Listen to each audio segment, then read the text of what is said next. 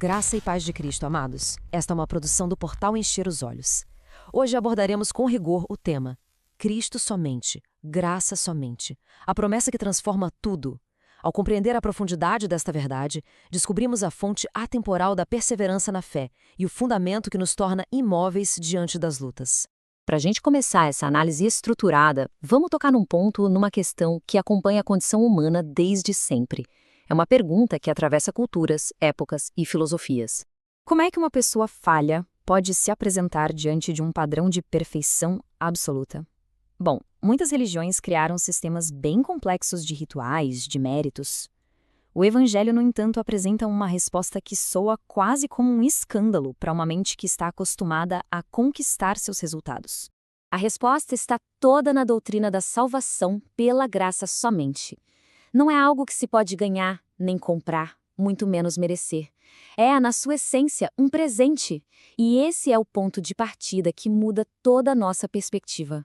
Agora, no plano teórico, para a gente entender a magnitude desse dom, é preciso primeiro encarar o peso da justiça divina. A lei de Deus não trabalha com aproximações, sabe?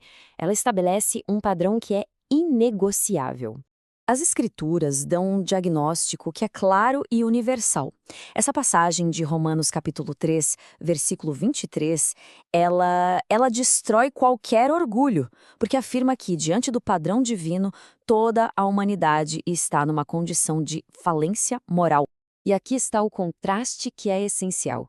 De um lado, você tem uma lei que exige obediência perfeita. Do outro lado estão os nossos melhores esforços que, quando comparados com a pureza do Criador, são totalmente inadequados. A gente simplesmente falha em alcançar o padrão. A consequência natural dessa falha seria a separação, a morte espiritual.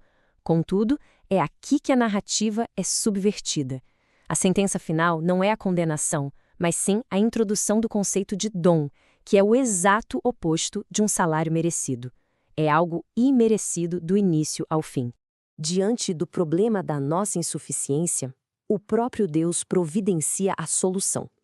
E essa solução é um dos conceitos teológicos mais fundamentais e edificantes do Evangelho, conhecido como a grande troca. Pense assim, no tribunal divino, ocorre uma transação de um rigor conceitual absoluto. Jesus assume para si a responsabilidade pelas nossas falhas e, em troca, nós recebemos o crédito pela perfeição dele.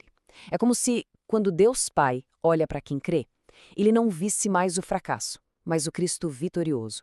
A primeira parte dessa troca envolve um peso esmagador.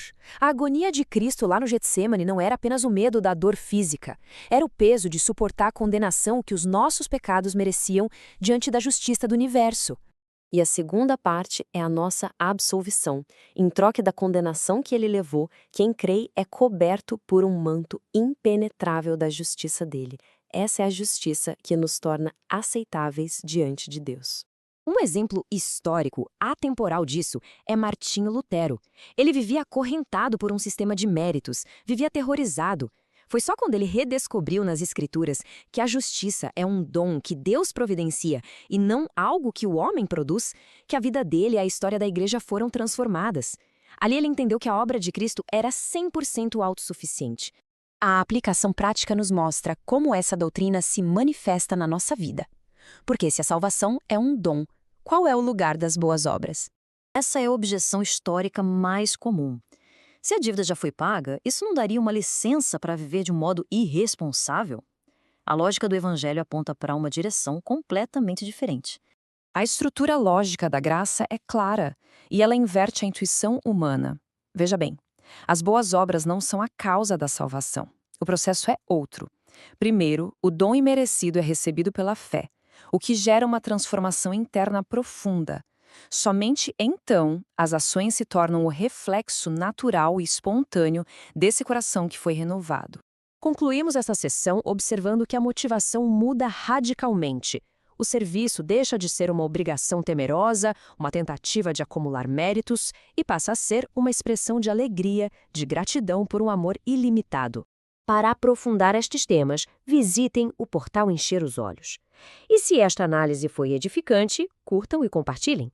É essencial que esta mensagem se propague. Chegamos à conclusão da nossa análise focando no principal resultado desta doutrina temporal, o descanso do Evangelho. E é precisamente neste descanso que a gente encontra força para perseverar. A mensagem central é libertadora. É um chamado para cessar o esforço de tentar ganhar o que já foi concedido. A salvação, finalizada na cruz, não é o fim da jornada, mas o alicerce sólido sobre o qual podemos ser imóveis. O peso de garantir a própria salvação foi removido. O alívio genuíno é encontrado quando o foco se desloca das nossas falhas para a perfeição do sacrifício de Cristo. A nossa perseverança não vem da nossa própria força, que é falha, mas da segurança de que a nossa posição diante de Deus está garantida por Ele. É isso que nos permite persistir nas lutas, não para ganhar o céu, mas porque o céu já nos foi dado. E essa é a reflexão final. A obra está consumada, a dívida foi paga em sua totalidade. A pergunta que permanece é: essa liberdade, comprada a tão alto preço, será por nós verdadeiramente vivida em perseverança e gratidão? Que este conteúdo ajude a encher seus olhos com o que é eterno e que Deus lhe abençoe e guarde de todo o mal.